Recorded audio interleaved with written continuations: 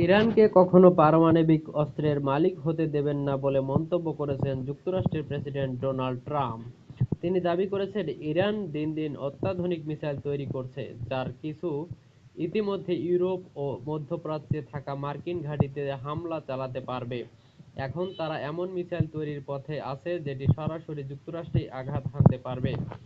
স্থানীয় সময় মঙ্গলবার 24 ফেব্রুয়ারি স্টেট অব ইউনিয়নের বক্তব্যে ট্রাম্প বলেন, এই সমস্যার সমাধানে আমি প্রাধান্য দেব কূটনীতিকে।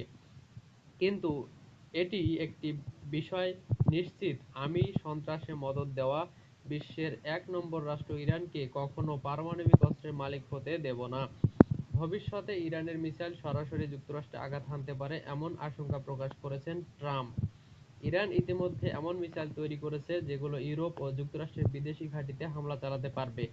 তারা এখন এমন মিসাইল তৈরির কাজ করছে যা যুক্তরাষ্ট্রে পৌঁছাতে পারবে। ইরানের বর্তমান সরকারকে অত্যাচারী দাবি করে তিনি বলেছেন, তারা নিজ দেশেরই ৩৫,০০০ মানুষকে হত্যা করেছে এবং অনেককে ফাঁসিতে ঝুলিয়েছে। কিন্তু তার যুক্তরাষ্ট্রের হস্তক্ষেপের কারণে আরও হত্যাকাণ্ড এড়ানো গেছে বলে দাবি করেছেন তিনি।